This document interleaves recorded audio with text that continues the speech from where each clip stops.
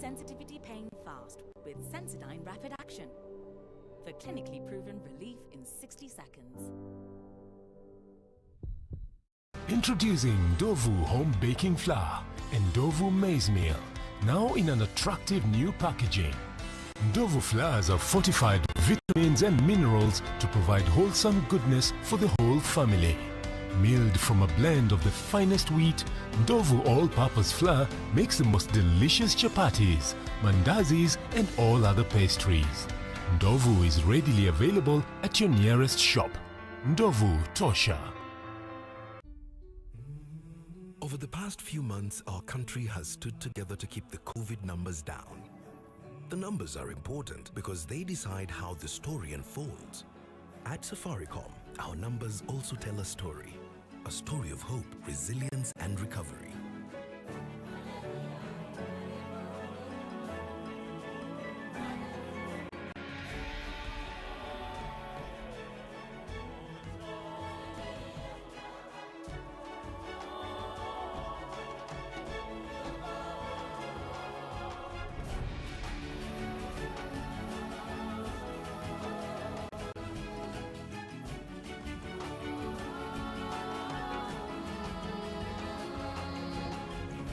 Every day, new numbers tell us the same story, that we never let what we can't do come in the way of what we can. Let's keep going.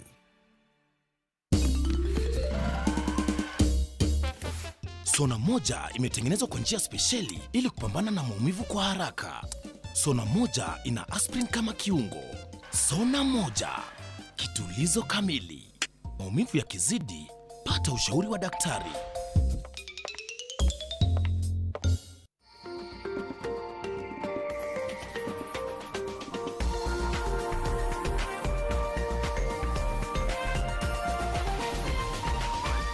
This is NTV.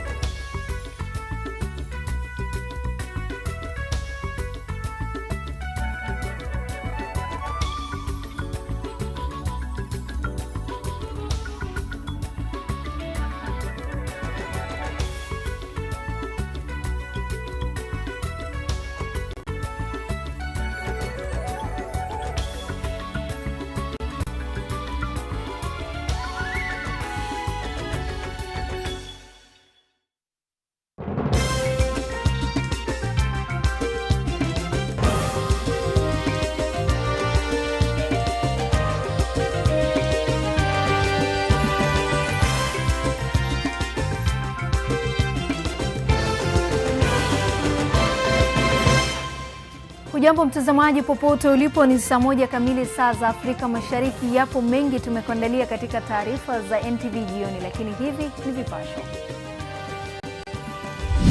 Abstentions 1, nays 26, ayes 34. The ayes have it. Bunge la Seneti lashindwa kuchagua mfumo bora zaidi wa ugavi wa mapato kwa kaunti. Mchamko wa homa mpya ya jamii ya corona waua mamia ngamia kaunti ya Marsabit. Watu 605 wakiwemo mtoto wa miezi miwili waambukizwa COVID-19 leo, huku 587 wakipona. If we decide to do so. Na mbunge Didmas Barasa pewa dhamana ya shilingi 100,000 katika kesi ya ulaghai inayomkabili. Mbashara kutoka jumba la Nation. Hii ni NTV Jioni na Kaltun Jama. Hujambo mtazamaji popote ulipo, na kwa mara nyingine karibu kwa taarifa za utendeti za NTV Jioni. Mkalimani wetu wa lugha ishara jioni hii ni David Agondoa. Kuahirishwa kwa mjadala kuhusu mfumo wa ugavi wa rasilimali katika kaunti sasa kunatoa fursa mpya kwa maseneta kujadiliana na kupata suluhu itakayozifaa kaunti zote. Mjadala ulishindwa kuendelea katika bunge la Seneti baada ya waliokuwa kiupinga kuzidi nguvu waungaji mkono na hivyo kushinikiza hoja hiyo kuahirishwa. Ripota wetu wa masuala ya kisiasa Kennedy Murithi na mengi zaidi. Baada ya mikutano chungu nzima ya kuweka mikakati kabambe ya kumenyana katika bunge la seneti kufeli, sasa itawalazimu maseneta kuketi na kutafuta suluhu kwa pamoja baada ya mswada wa kuahirishwa vikao uliopendekezwa na seneta wa Elgeyo Marakwet Kipchumba Murkomen kupitishwa na idadi kubwa ya maseneta. Maseneta 36 dhidi ya 26 walikwamisha mswada huo, huku wengi waliozungumza wakishikilia kwamba itakuwa bora iwapo hekima ya wazee katika bunge hilo itatumika kutatua mzozo ambao sasa umeshamiri kwa muda na kulazimu vikao kutibuka kwa mara ya 7 sasa. Under the leadership and your guidance, we meet this week and report back Tuesday next week. The reason why I'm saying this, Mr. Speaker, is because the consideration of the county allocation of revenue bill, understanding order number 182, is time-bound. Or erect a dome at Nyayo Stadium and lock away everybody and give these senators an opportunity, Mr. Speaker, with the constitutional body, CRA, the way we did in the last parliament. When now we have adjourned, let us unite this country, let us not divide it. Because when we divide, we'll go down in history as a house which was controlled by a remote control outside. NTV imebaini kuwa licha ya upande unaopinga mapendekezo yanayosukumwa na kamati ya fedha kuwa na imani kuwa wangepata ushindi iwapo wangeendelea na mjadala, kulikuwa na hofu ya baadhi ya maseneta kushawishiwa vikali na kuasi mrengo wao, na hivyo basi kutupilia mbali mswada wa mabadiliko uliodhaminiwa na seneta wa Nairobi Johnson Sakaja. My county, where you and I come from, Mr. Speaker, was gaining 928 million. But we are ready to let go, to sit with other Kenyans and say, we are ready to lose a little of that money for Wajir to gain a bit of what they have lost. The counties that are populous and the counties that are less populous must be seen as 2 feet walking our nation to progress and unity. Kwingineko ni kuwa katibu katika Wizara ya Afya Rashid Amana amesikitishwa na mapuza ya Wakenya ambao hawavai barakoa au maski wakiwa sokoni na maeneo ya umma, hatua inayotia taifa katika hatari zaidi. Akizungumza wakati wa hafla ya kila siku kutoa takwimu za COVID-19, Amana amesema watu 605 kupatikana na virusi vya COVID katika kipindi cha saa 24 zilizopita na kufikisha visa vya ugonjwa ama virusi hivi humu nchini 23,202. Habari nzuri ni kuwa watu 587 wamepona ugonjwa huo na kufikisha idadi kamili 9,327 jumla ya watu waliopona. Hata hivyo watu wengine 6 wameaga dunia na kufikisha watu 388 idadi ya walioaga dunia hadi kufikia sasa. Nairobi inazidi kuongoza kwa visa 373, Kiambu 35, Migori 25, Busia 20, Narok 20, kaunti ya Kajiado 16, huku kaunti ya Laikipia ikiwa na visa 16 vipya, Nakuru 15, Kakamega 12, Uasin Gishu 11, Machakos 10, Mombasa 9, Samburu 8, huku Turkana ikiwa na visa vipya 7, kaunti ya Murang'a 5, Kericho 5, Taita Taveta 3, Nyeri 2, Makueni 2, Kilifi, kaunti Kisumu na Elgeyo Marakwet ikiwa na visa vipya 2, huku kaunti ya Bungoma, Isiolo, Kitui na Meru na Siaya ikiripoti kisa 1 kila kaunti.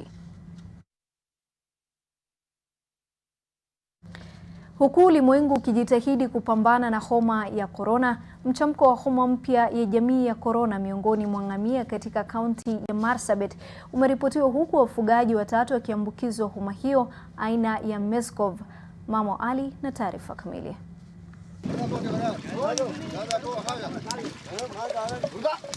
Maafisa wa afya huko Marsabit wamewaonya wenyeji dhidi ya mchamko wa ugonjwa ambao unadaiwa kuambukiza wanyama. Ugonjwa huo unasemekana tayari umewaua zaidi ya ngamia 200 eneo la North Horr, huku ukihofiwa kwamba huenda ukasambaa hata kwa binadamu. This camel coronavirus has been found within the camel population, and 3 persons, human, who are handling the camel have also been found to be having the coronavirus. The camel one, the Meskov. But they were all in good state. Sasa maafisa wa afya wanasema wamepiga kambi katika sehemu tofauti eneo hilo ili kuwatafuta ngamia wote wanaoaminika wameambukizwa ugonjwa huo. Inadaiwa kwamba zaidi ya ngamia 200 kutoka maeneo ya Yagara, Forole, Burgabo, Turbi na Maikona wameangamia kutokana na virusi hivyo. Uwezi sema tuko safe namna hivyo, na lazima tuangalie pia afya ya mifugo yetu. Ngamia zaidi 200 imeripotiwa imekufa. Na dalili ya hiyo ugonjwa ni kwa hii ngamia inakuwa na kikosi, alafu hizi life notes hizi mbili zinafura na after some few days inakufa. Na je, wenyeji wanasemaje? Tukisikia kwamba ngamia yetu iko na corona, tunashtuka sana. Kwa sababu tunasikia corona imeanzia China, imeenda kokote na imeenda kila pahali, sasa imeingia Kenya.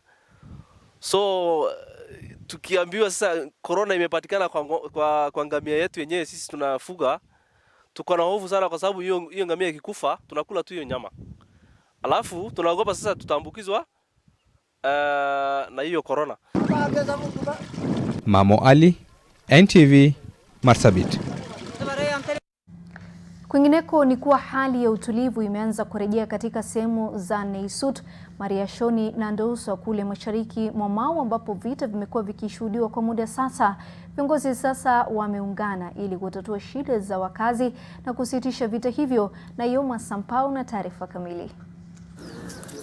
Vikundi vya usalama hii leo vimefanya mkutano na jamii zilizoathirika kutokana na vita vilivyoshuhudiwa kati ya jamii za Kipsigis na Ogiek katika sehemu za Molo na Njoro kusini mwa Mau.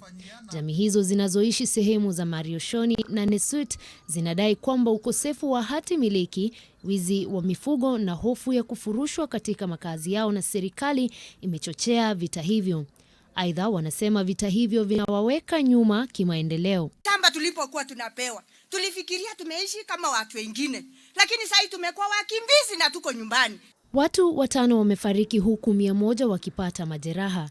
Zaidi ya watu 3,000 waliachwa bila makao. Mimi nimechoka kama mama kwa sababu tumezika watoto kila wakati tulipopewa hii shamba. Ni kuzikana kila mwaka. Wakazi pia wanasema kwamba tangazo kutoka kwa serikali la kurudisha ardhi iliyonyakuliwa hasa msituni lilileta mtafaruku kati ya jamii zinazoishi kule. Hakuna wanasiasa hata mmoja aliweza kutembelea jamii ya Ogiek kuwauliza ni nini iliendelea.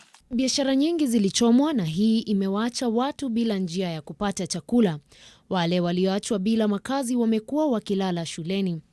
Mshirikishi wa serikali katika bonde la Ufa George Natembea amewaonya wakazi dhidi ya kuchukua sheria mkononi mwao. Sio jukumu la Kipsigis kuevict Ogiek. Sio jukumu la Ogiek kuevict nani? Ni jukumu la serikali ya Kenya. Wakazi sasa wanatumai serikali itapata suluhu ya kudumu kwa shida hizi. Yoma Sampau, NTV. Katibu mkuu wa muungano wa wafanyikazi wa afya katika kaunti ya Uasin Gishu amefutwa kazi kufuatia madai ya kuwachochea wahudumu wa afya baada ya wafanyikazi 4 kupatikana na virusi vya korona. Na kama mwandishi wetu Gabriel Kudaka anavyotuarifu, afisa huyo anasema alitaka wasimamizi kuwaelezea mikakati mwafaka iliyowekwa ili kuzuia maambukizi zaidi miongoni mwa wahudumu wa afya. Walipopatikana watu 4 wafanyikazi wa karibu walikuwa na ugonjwa wa COVID-19, akuje kuwa na ile direction, ile mwelekeo kuambatana na sheria za COVID-19. Sisi wasiwasi yetu ni wafanyikazi wenzetu, sababu hatuna PPE za kutosha. Hiyo ilikuwa ni hapo jana, na leo hii mambo yakawa tofauti. Nimepatiwa barua ambayo inaitwa suspension, na ndio hii barua hiyo.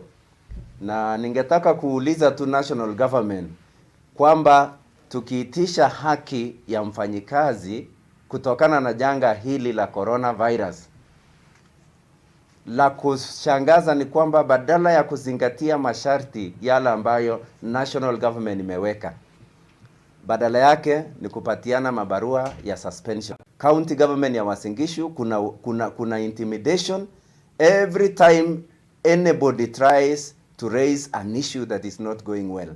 You are branded kwamba wewe ni anti-government, na hivyo basi unapatiwa vitu kama hizi. Kufikia sasa wafanyikazi zaidi ya 130 katika hospitali ya kaunti ya Uasin Gishu wamepima virusi vya korona na wanasubiri matokeo. 3 kati ya wafanyikazi 4 waliopatikana na virusi vya korona wamepelekwa katika kituo cha karantini cha Kamalel, huku mmoja akiwa nyumbani kwake. Hata hivyo, shughuli za kawaida zimerejelewa katika hospitali hiyo kufuatia hofu ya maambukizi hayo. Nimehudumiwa, ingawa kuna tatizo labda dawa tu haipatikani yote, lakini nimepewa prescription ile nimepewa. Nimehudumiwa mzuri, sijapatana na kitu yote. Naona tu huduma inaendelea vizuri. Hata hivyo, shughuli za kawaida zimerejelewa katika hospitali hiyo kufuatia hofu ya maambukizi hayo. Gabriel Kudaka, NTV. Shughuli za ujenzi wa daraja la kuning'inia zimeanza katika kivuko cha Liwatoni, kaunti ya Mombasa. Daraja hilo ambalo litaanzia Liwatoni linatarajiwa kuishia eneo la Pomu au Starehe Center eneo la Likoni. Wasimamizi wa shughuli hiyo wanasema tayari vifaa vya ujenzi vimefika na sasa itawachukua takriban muda wa miezi 2 kukamilisha mradi huo. Daraja hilo litakuwa umbali wa mita 534 na litapita juu ya bahari. Litajengwa kutumia mbinu za kisasa ambapo meli itaweza kupitia chini yake na kutia nanga bandarini. Mradi huu utagharimu shilingi bilioni 1 na milioni 7 na itasaidia kupunguza msongamano wa watu wanaotegemea feri kivuko cha Likoni. Wangojee miaka nenda miaka rudi. Hii tunajenga approach tu kwenye daraja itafungiliwa kwa sababu ni suspension bridge. Kwa hivyo itamalizika kwa siku chache zijazo. Mtazamaji, dakika zimekatika 11 baada ya saa 1 kamili saa za Afrika Mashariki. Kuna mmoja anasema Kelvin kutoka kaunti ya Nairobi, mtaa wa Mathare, serikali ishughulikie kwa urahisi hizi ghasia za mariashoni kuepuka yaliyotokea mwaka 2007 na mwaka 2008. Tunakwenda mapumziko, usiondoke.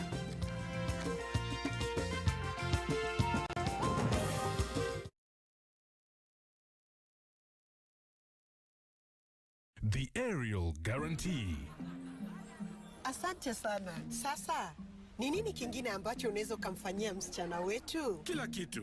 Hata kufua nguo na Aerial mpya. Basi, tuonyeshe. Hey, sasa fanya haya madoa yawe sugu zaidi. Sasa tufue kwa kutumia sabuni yako na kutumia Aerial mpya. Aerial sasa inapatikana kwenye pakiti mpya. Unaniamini sasa? Aerial huondoa madoa sugu kwa mwosho mmoja. Ijaribu leo uamini.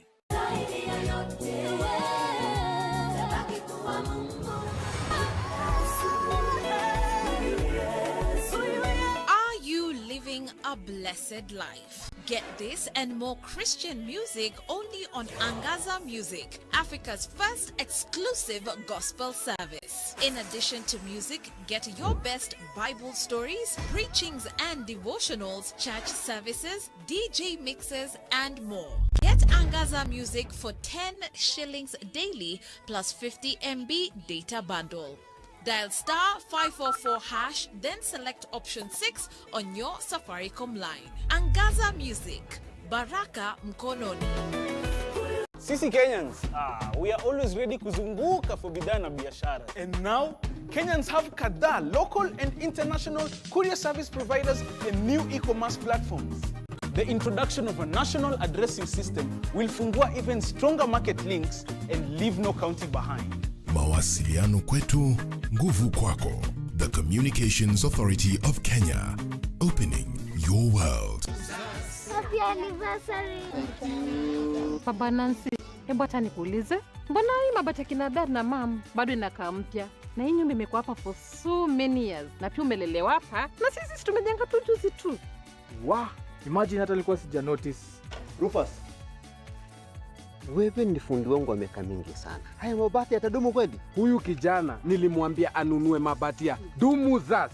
Sijui ini gani alinunua na alitoa wapi. Hebu angalia vile mabati yako yanakaa. Hata haijamaliza mwaka. Unaona huyu fundi?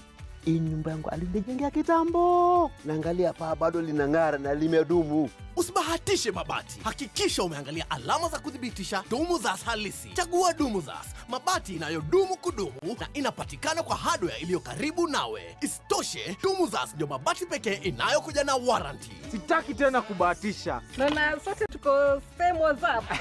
Ni WhatsApp ni nini?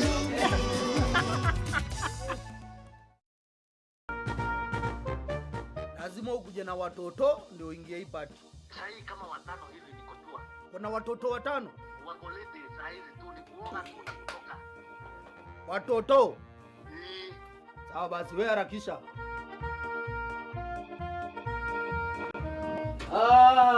Yes. Kinyanjui ni nini? Wapi? Tulikuambia watoto. Angalia hawa ni watoto wangapi? Watoto. Kinyanjui watoto. Selector, bigger, tasty and healthy. And now, Selector comes with free Zesta jam for a limited period of time.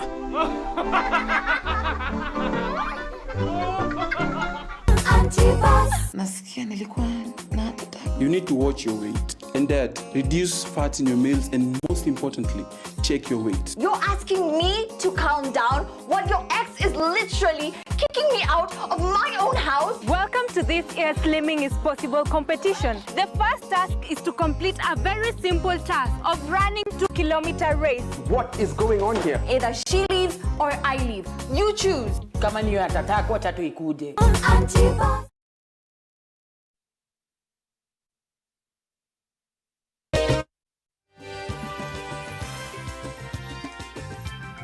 Karibu mtazamaji katika awamu ya pili ya NTV Jioni. Uhaba wa maji katika kaunti ya Laikipia umekuwa tatizo la muda mrefu, na safari ya kutafuta maji huwa ni ya kutwa nzima kwa kina mama na watoto eneo hilo. Na kama anavyoripoti Leila Mohamed, shirika la World Vision limejitokeza na kuondoa mzigo huo kwa wakazi wa Mlango huko Laikipia Kaskazini. Kwa kina mama, safari hii huchosha na inawapotezea muda wa kutekeleza majukumu mengine ya nyumbani. Wengi wanasema kwamba hulazimika kuwaacha watoto wachanga nyumbani licha ya hatari inayotokana na hatua hiyo. Unaenda kushota maji mtungi moja, na kwenda kushota hiyo maji mnaenda kupanga tena laini kutoa maji chini. Tunatoa kwa mchanga. Unaondoa sand, unatoa, na kukiwa na kiangazi mingi mnaenda mnafuata laini huko mkishota na unashota hiyo mtungi moja. Baada ya kushota unakuja na hiyo mtungi moja, na mama kama uko nyumbani umeacha kazi mingi inapotea. Kwa sababu ya umbali wa unakoenda kupata maji, Sara hawezi kufanya safari kadhaa kupata maji mengi zaidi ili aweze kumfaa nyumbani. So kazi ni ya kushota tu maji, na hiyo maji ukifikisha haitoshi. Kutoka hapa mahali tunaenda kushota ni mbali zaidi. Tulianza 1980 kuomba msaada kwa serikali tutengenezewe dam hapa kwa hii laga. Mwezi huu tingatinga zilifika hapa kijijini na kuanza kuchokora ardhi kwa matumaini ya kupata maji. Hii ni shukrani kubwa sana kwa watu ya area hii. Pande hii ni kama kilomita kama 10 watu kukuja kushota hapa. Pande hii sijui kilomita ngapi tena wakikuja kushota hapa. The pastoralist community, they are in the need of water, and they travel very far to look for water. Once we make a water pan and we make it nearer to them, when we provide the water trough, they utilize the water through the water trough for their animals. In this program, we are targeting 19,000 households, and one of our expected outcomes of the program is to enable communities to access safe water for domestic use and for their livestock. Kabla ya maji kuanza kuwafikia wakazi wa kijiji hiki, kina mama wataendelea kufunga safari za mbali kutafuta maji. Leila Mohamed, NTV. Mtazamaji, baada ya taarifa yake Leila Mohamed, nitakuwa tunakwenda tena mapumzikoni. Nitakaporejea nitakuwa nampisha mwanaspoti Yosha Makori.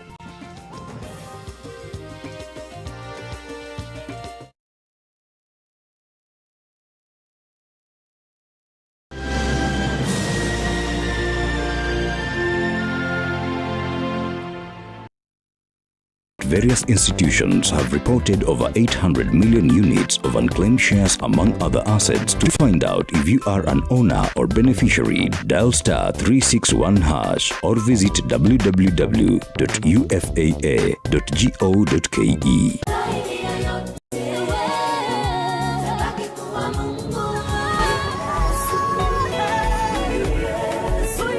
Get this and more Christian music only on Angaza Music. Get Angaza Music for 10 shillings daily plus 50 MB data bundle.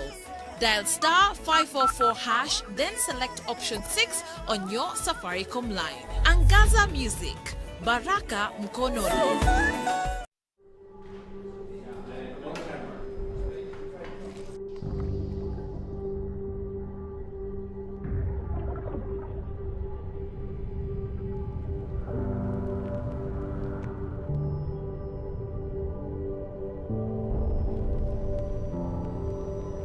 Beat sensitivity pain fast with Sensodyne Rapid Action for clinically proven relief in 60 seconds. I help women find independence by training them in fish farming. It's tough on my back, joints, and can cause headaches. Panadol Extra relieves multiple types of pain. Panadol Extra, now with new Optizorb technology, to fight multiple tough pains with 3 times more pain-relieving medicine in the first 30 minutes when you need it most. Seeing them support themselves makes any pain worth it. If symptoms persist, seek medical advice. My job, my friend, as you wait for the call, my friend, isn't it just perturbing how sure you are that the call is going to be picked? My job, the recipient is probably held up. In our days, we... To get Baba Otis Maajabu by Flacco, dial star 811 star 936 hash. Skiza Nan Nation.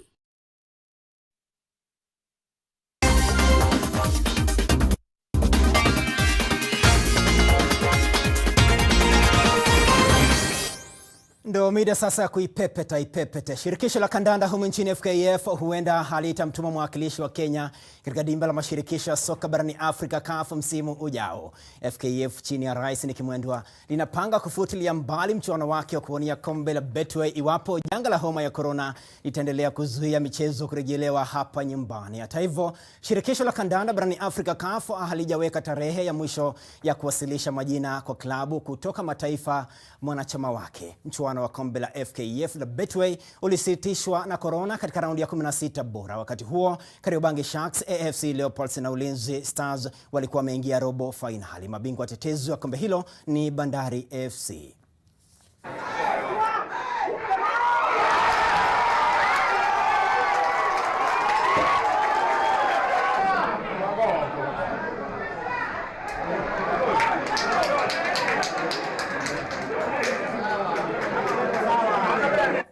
Nayo kalenda ya riadha ya Ligi Almasi imefanyiwa mabadiliko huku raundi ya Doha ikipewa tarehe mpya. Raundi hiyo ya 5 ambayo ilikuwa ifanyike Oktoba tarehe 9 sasa itafanyika Septemba tarehe 25 na riadha watashiriki jumla ya mashindano 12. Janga la homa ya corona ndilo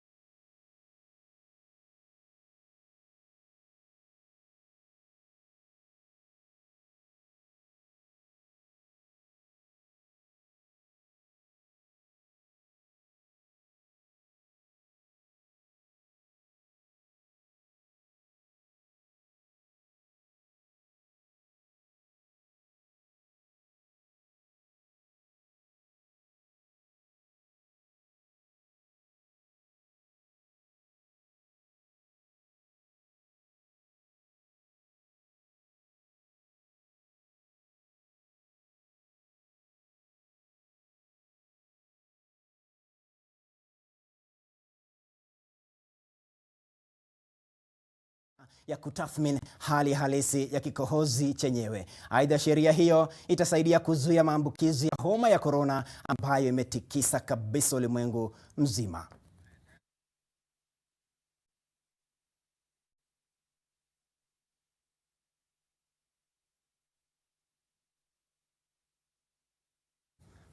Mlinda ngome wa Tottenham Hotspur Danny Rose amesema amekuwa akiwindwa na polisi ya ubaguzi wa rangi. Nyota huyo mwenye umri wa miaka 30 na anayechezea timu ya taifa ya Uingereza amekuwa akihangaishwa na polisi tangu akiwa na umri wa miaka 18. Rose amesema kuwa amekuwa akibaguliwa hata katika usafiri wa umma, ambapo wahudumu wa gari moshi au treni hutaka kuona tiketi yake, huku wasafiri wazungu wakikosa kutakiwa kufanya hivyo. Danny Rose aliwahi kubaguliwa na mashabiki wa Montenegro Machi mwaka uliopita wakati wa pambano la kufuzu dimba la Euro ambalo liliahirishwa kwa sababu ya korona hadi mwaka ujao.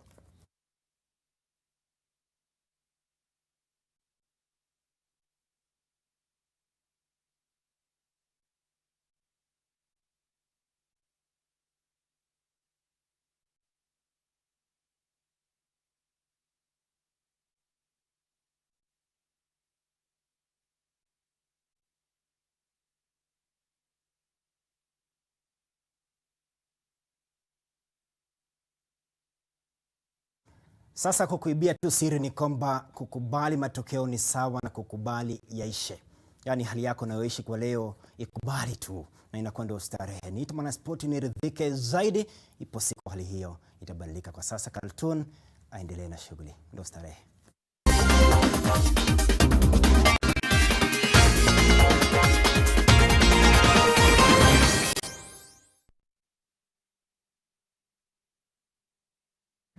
Bila shaka mtazamaji, kabla hatujatamatisha taarifa za NTV jioni, tume ya maadili na kukabiliana na ufisadi EACC imetoa ardhi ya ekari 53 yenye thamani ya shilingi bilioni 5 ambayo ilinyakuliwa kutoka idara ya hali ya hewa Kenya miaka 23 iliyopita. Hii ni kupitia amri ya mahakama ya ardhi iliyoagiza kubatilishwa kwa hati ya kumiliki ardhi hiyo iliyotolewa kwa kampuni 5. Kesi hiyo ilianza mwaka 2009, imechukua EACC miaka 11 kurejesha ardhi hiyo iliyonyakuliwa mwaka 1997 kupitia udanganyifu katika Wizara ya Ardhi. Mahakama ilibaini kuwa aliyekuwa kamishna wa ardhi Wilson Gashanja ndiye aliyehusika katika udanganyifu huo, ambapo kampuni 5 za kibinafsi ziligawiwa ardhi hiyo. Aidha, ilibainika kuwa mfanyabiashara kwa jina Kantinbai Makalbathi Patel ndio aliyemiliki kampuni hizo 5 kwa jina Varun Industrial Credit Limited, Hillbrook Properties Limited, Pamba Properties Limited na Brentwood Traders Limited na Beacon Towers Limited.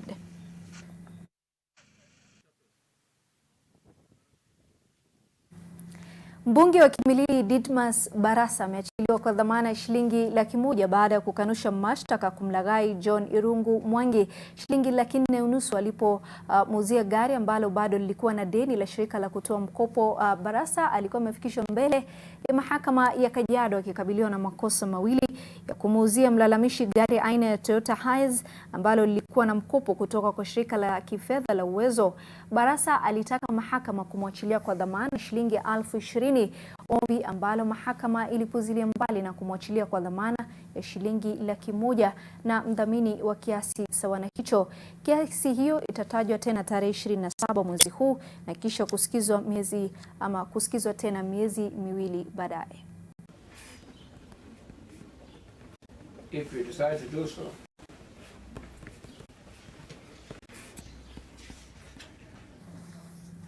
Mtazamaji, dakika zimekatika 28 baada ya saa 1 kamili saa za Afrika Mashariki. Asante kwa wale wote wamefanikisha taarifa hizi za NTV jioni. Mimi ni Kaltun Jama, mkalimani wetu wa lugha ya ishara jioni hii alikuwa ni David Agondoa. Alamsiki.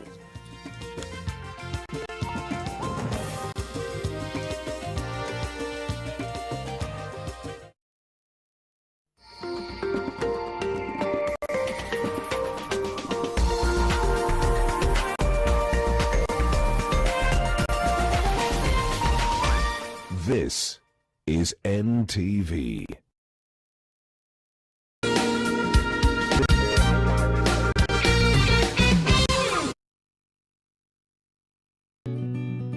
I help women find independence by training them in fish farming. It's tough on my back, joints, and can cause headaches. Panadol Extra relieves multiple types of pain. If symptoms persist, seek medical advice. The risk of illness causing germs is increasing. It is believed that the coronavirus can remain on surfaces in your home for up to 9 days. Touching infected surfaces is one of the ways in which germs spread. Regularly disinfect your floors, countertops, and kitchen surfaces with bleach, and use an effective toilet cleaner inside and outside your toilet bowl. This message is brought to you by Medifacts, Jig, and Harpic. Geisha aloe vera and honey, made with the goodness of aloe vera to calm and refresh your skin. Be strong and last long. You in the pollution? Yes, you. Dry throat? Strepsils. Gal in the smoke with a raspy voice? Strepsils. Hello, in the downpour with a scratchy throat? Take Strepsils. Get soothing relief for any throat irritation. Strepsils with its medicinal ingredients will heal the harm done to your throat from external factors. Strepsils. Strepsils for a dry, itchy, raspy, scratchy throat. Finding the truth in these uncertain times has become certain. Possibilities for business even more convenient with the Nation e-paper. To enjoy this and more, simply dial star 550 star 1 hash for Daily Nation and star 550 star 5 hash for Business Daily on your mobile phone and get 50% discount on the e-paper. Yes, for just 20 shillings each, the truth will find you and more possibilities right where you are. Dial star 550 star 1 hash for Daily Nation and star 550 star 5 hash for Business Daily today. Terms and conditions apply. Lisa, my darling, you know that I will never forget you. But life goes on. I think the time has come to give myself another chance to be happy. My father spent 2 years locked away feeling depressed. You show up and everything changed. Why's that, Lashana? What are you getting out of all of this? One thing's for sure, you need to find a way to fix this. All right, you know what? You're not giving me orders. I know what to do and how to do it. We know that's not the case. Better leave me alone and let me do things my way. Along came love, in association with Blue Band Peanut Butter.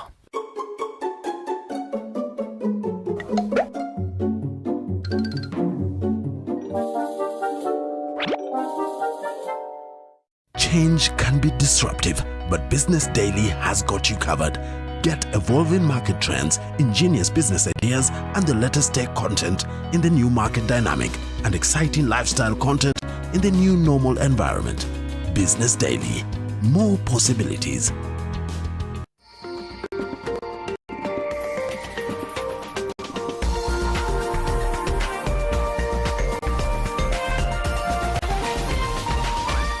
This is NTV.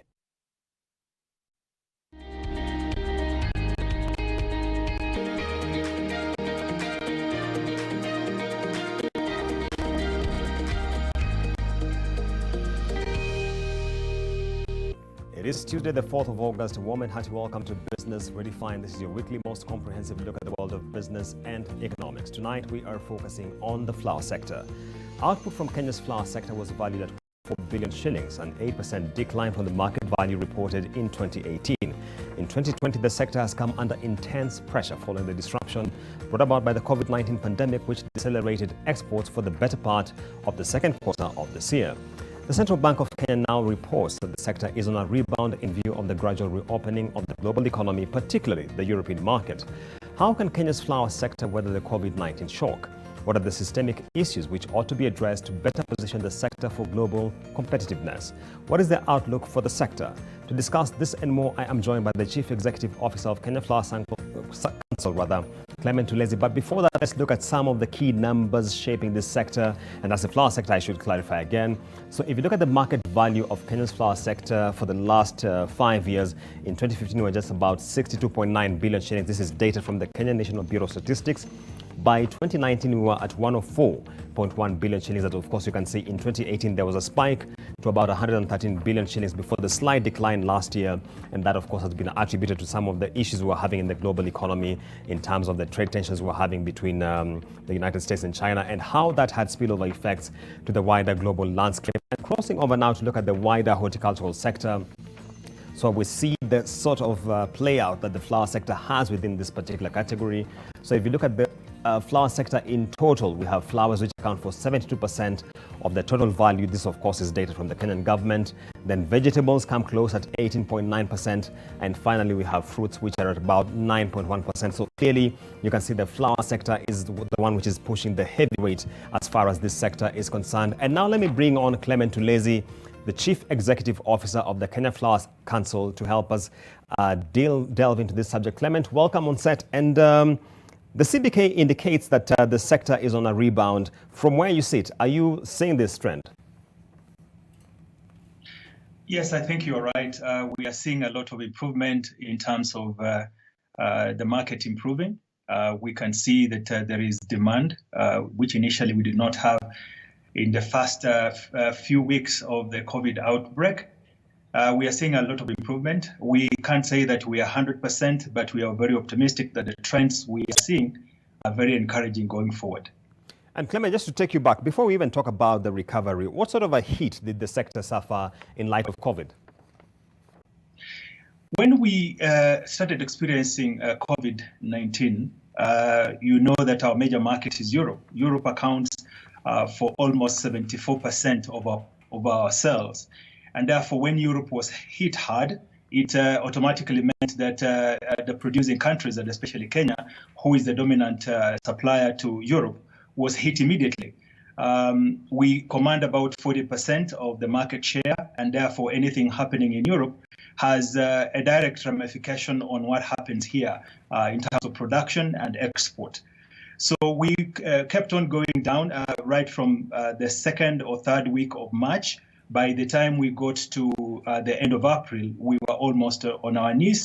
We could say that we were less than 30% of what we expected to have exported that time.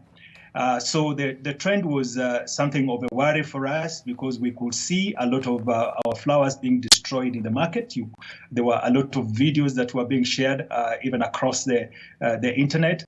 And locally, you could see a lot of also our producers, so the exporters, really just cutting back and destroying these right on the farm. And this, of course, meant that we were suffering a lot in terms of liquidity. We did not have enough cash to continue injecting into the daily operations, including pay workers and many other things that happened on the farm. Mm-hmm. So this was a very difficult time for us. We suffered between March and April. It was really, really difficult. But since the second week of May, we see progress coming in terms of orders coming back. And we are happy that these things are looking up. We can't say that you're 100%, but we are very optimistic. But during that time, it was really, really difficult for us to continue operating as we do. We were not exporting as we usually do. A lot of freighters also left Nairobi because we did not have the volumes to take to the market, and that has been a huge challenge for us. And Clement, speaking about the shock that you've suffered, of course, you've given us quite a bit of detail as far as this is concerned. But let's talk about job losses. How has this been? Well, we can't say that we have lost a lot in terms of job losses. When we started experiencing this, we went into a program where we were discussing with the government and also with the trade unions to see the best way in which we can handle this. And we are very grateful that the trade unions have been very supportive along the way. The question of labor. The government has also come in to provide guidelines. We have been operating all along. And so far, it has been good. We went into a program where a number of workers were sent on either paid or unpaid leave, and with the hope that when things stabilize, we'll have them back. And that is what is happening at the moment. As things stabilize, we are getting all the workers back on the farms, and we're very optimistic that the trend we are seeing, we can have all the workers on the farms very soon. So in terms of all the permanent workers, we don't see that there will be a lot of effect. We can say that, they have missed a bit of income, some of them, but we're optimistic that we can have them back. We rely a lot on our workers.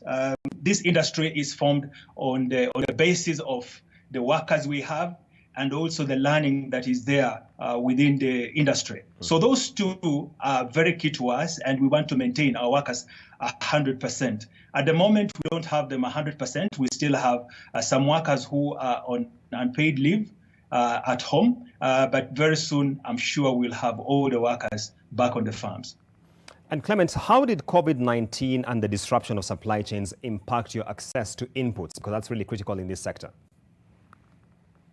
Well, locally, the lockdown around Nairobi and a few other counties really affected us.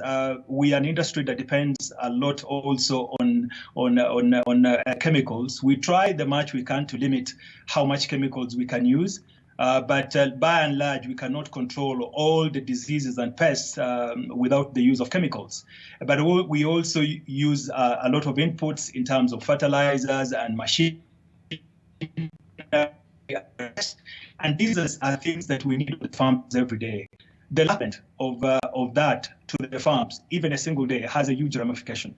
And therefore, the lockdown and sometimes restrictions around movement has had a bit of impact on the farms. But we came in as Kenya Flower Council also to facilitate this process.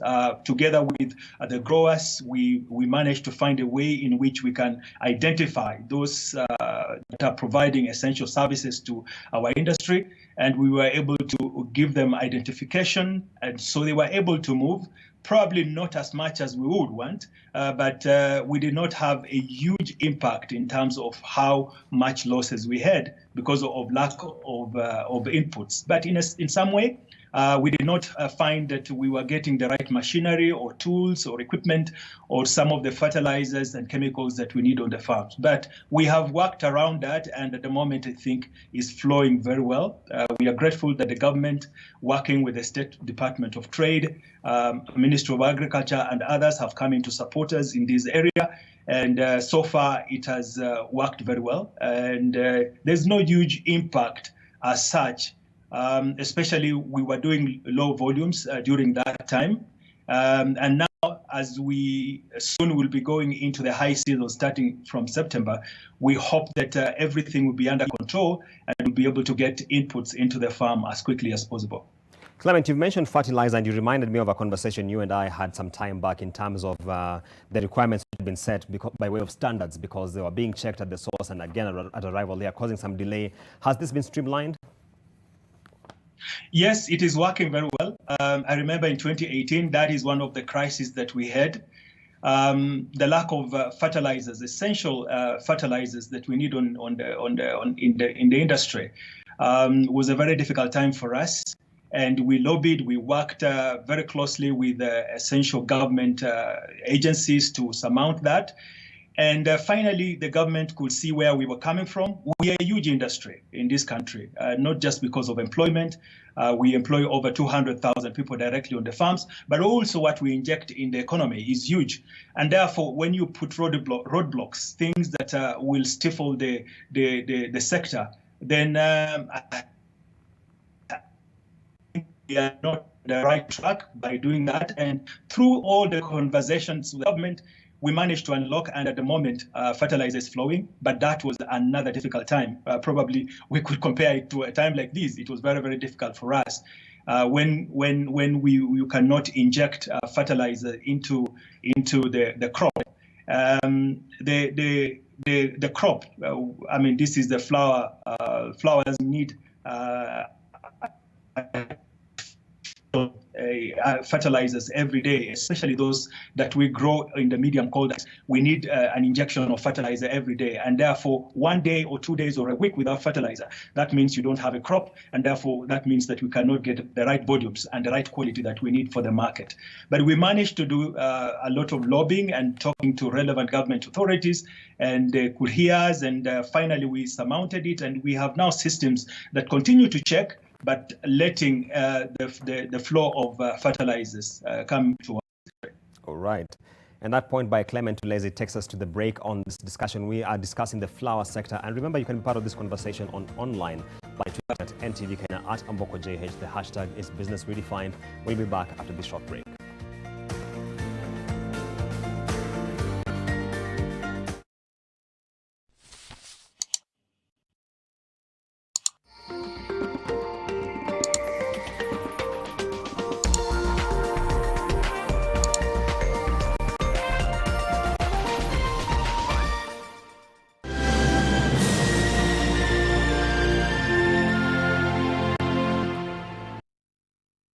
various institutions have reported over 800 million units of unclaimed shares among other assets. To find out if you are an owner or beneficiary, dial *361# or visit www.ufaa.go.ke. In Kenya, 1 in 2 children suffer from cavities. Brushing with Pepsodent removes bacteria and repairs tiny holes before they become cavities. Because every smile matters. Lifebuoy is the world's first to report its sanitizers over 99.9% effective against the COVID-19 coronavirus. Keep using Lifebuoy or any sanitizer with at least 60% alcohol. Stay safe. I have to admit, I didn't like Sukuma Wiki when I was growing up, but now I've created a way to make Sukuma Wiki tastier and meatier. I simply add 2 Royco beef cubes, and the end result is a rich, meaty flavor. And today, I have brought along my harshest food critics for a taste test. My kids.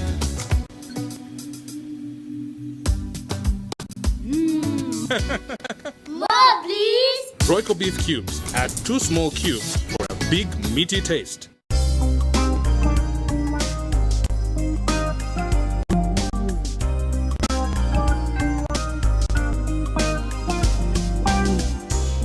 Ndovu flours fortified with vitamins and minerals to provide wholesome goodness for the whole family. Ndovu all-purpose flour makes the most delicious chapatis, mandazis and all other pastries. Ndovu is readily available at your nearest shop. Ndovu Tosha.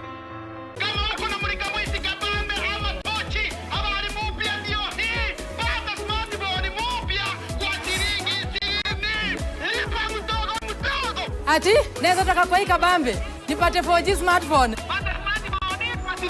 Wewe wacha. Yaani mnasema badala ya kujikaza, ninaweza pata smartphone mpya na 20 bob peke yake daily.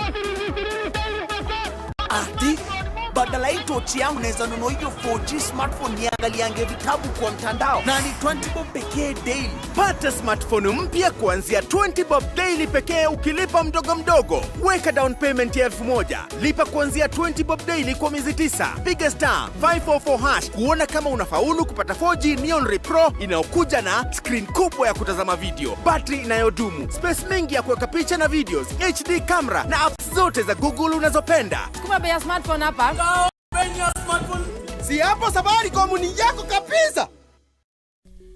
Aye, mimi Mama Abdi napenda familia yangu, bana yangu, watoto yangu na kuja kwanza. Wamama, mimi naambia nyinyi, pendeni familia yenu, bana yenu, watoto yenu. Penda familia. To get Penda Familia, SUS Kization, dial *811*937#.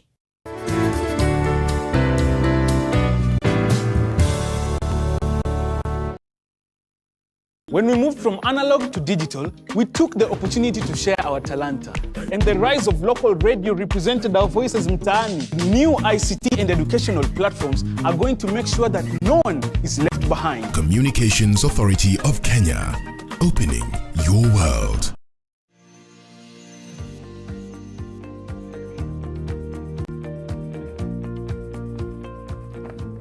Welcome back to Business Redefined. Tonight we are focusing on the state of the flower sector, and just to pick some of your feedback online at 001_Julia says, it's good news to know that the country is rebounding by way of the flower sector during this time of the year and the pandemic we are facing. We are having on set the Chief Executive Officer of the Kenya Flower Council, that is Mr. Clement Tulezi. And just before the break, you mentioned something which I'd like to go back to, where we were discussing the issue of Kenya's export markets. And if you look at the horticulture policy of 2012, it clearly identified the concentration on Europe as a key risk to Kenya. How do you think we can get out of this in terms of diversification of our destination markets? I think you've said it. And as a council, we have been looking at this. We know that it's a risk, and I think COVID has just come in to really reinforce this, that it's a risk for us to continue to rely on a single market. When you have a big industry like ours relying on Europe, about 75% of all the sales. That is a big, we want to diversify this. So our strategy as Kenya Flower Council and on behalf of the industry, we are going ahead and looking at the new emerging markets, also in line with the government national export strategy. So we have aligned and looked at countries that have a potential and have a lot of demand, have demand in terms of flowers, and especially flowers from Kenya. We believe in our quality, and we believe that we can be able to get into these markets, including the US, China, Russia, reinforce our presence much more in Australia, in places like Japan, where we are doing very well, United Arab Emirates, India, and the rest. So we have isolated countries that we think have a huge potential to build a market around. And so we are going in with a lot of promotion. And soon you will see a bigger presence. We had started doing this right from the US all the way to China, and we had aligned ourselves to do a lot of promotions this year. But with the COVID has come in to cut a bit of those plans that we wanted to do. But we believe this is the way to go. We want to continue maintaining the European Union market, that means the Europe market. But at the same time, we want to diversify elsewhere. And this is what we are working on, but we believe that we can be able to do that very soon.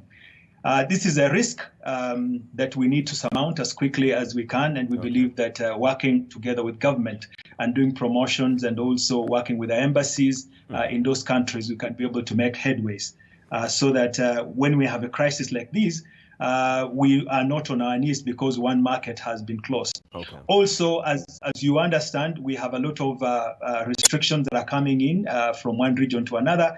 And so if we have diversified, we can be able to cushion ourselves through all these new regulations and restrictions that are coming in. Speaking about diversification of markets, Clement, we are having this conversation at a time when Kenya is engaging the United States for a free trade area agreement. Of course, we're engaging the United Kingdom for the post-Brexit deal. How does Kenya's flower sector pivot itself in light of these developments? I think all these are new opportunities for us. We see the current discussions on the U.S. free trade agreement being an opportunity for us. Largely to depend in terms of these discussions, and we believe that flower industry is one of those that should be on the forefront. We believe that if we are able to surmount challenges around infrastructure and routes or the cost of freight, then we can be able to get into the U.S. market even much better.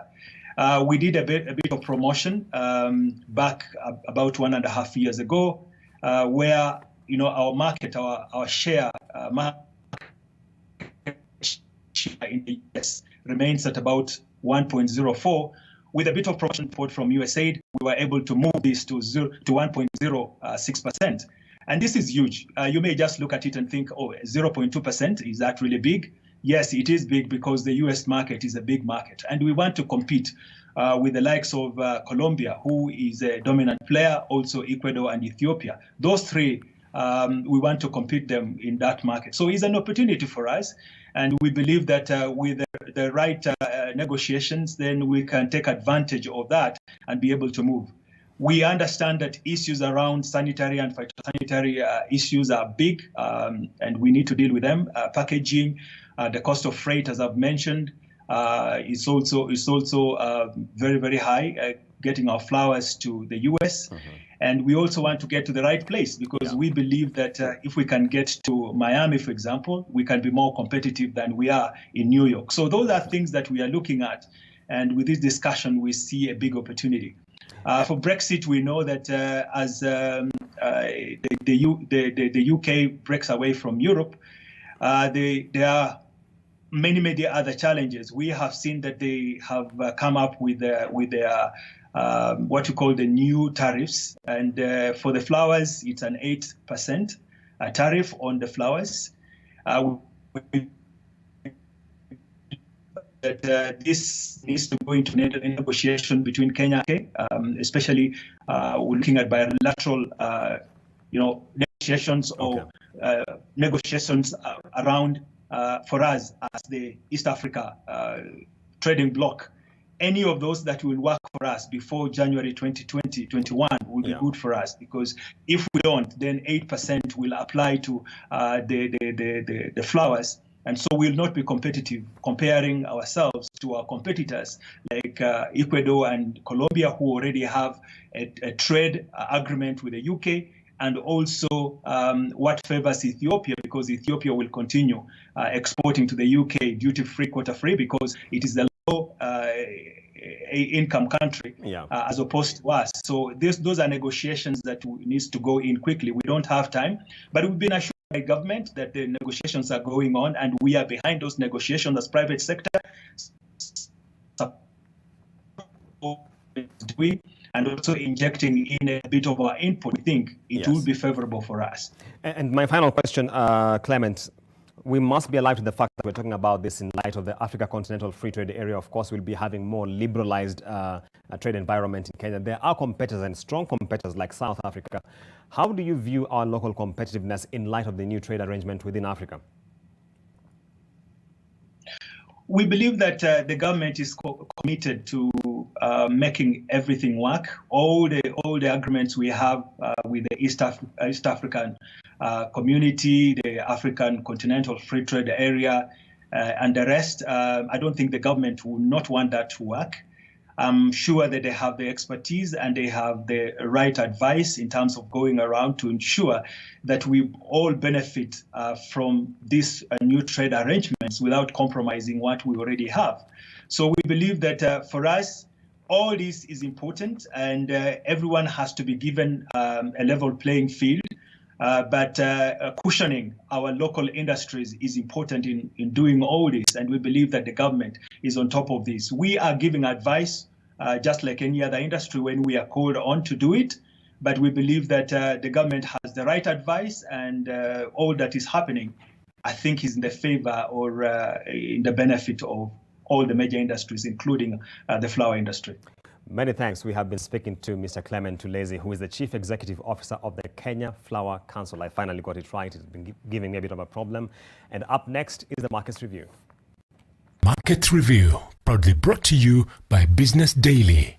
More possibilities.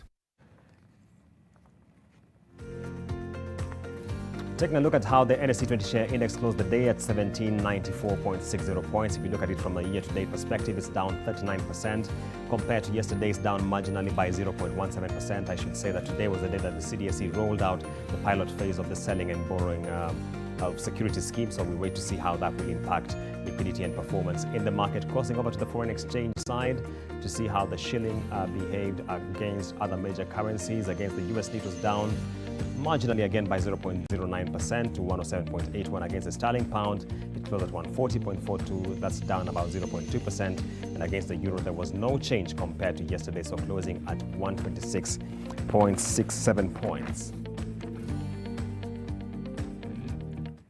Market Review, proudly brought to you by Business Daily.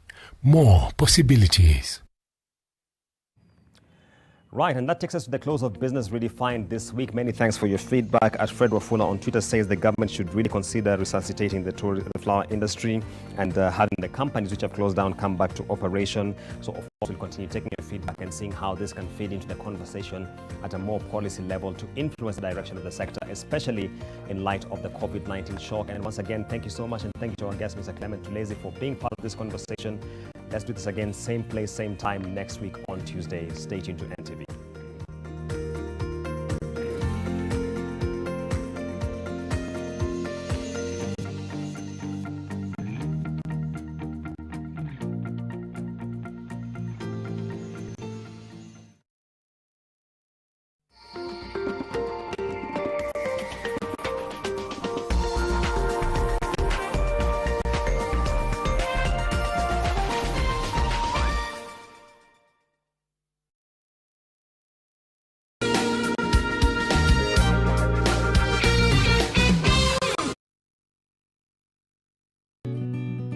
I help women find independence by training them in fish farming. It's tough on my back, joints, and can cause headaches. Panadol Extra relieves multiple types of pain. If symptoms persist, seek medical advice. Pata smartphone mpya kuanzia 20 bob daily pekee ukilipa mdogo mdogo. Weka down payment ya 1000. Lipa kuanzia 20 bob daily kwa miezi 9. Piga *544# kuona kama unafaulu kupata 4G Neon Ray Pro. Si hapo Safaricom ni yako kabisa. For a better tomorrow, don't forget to do the 1, 2, 3 with Colgate every night.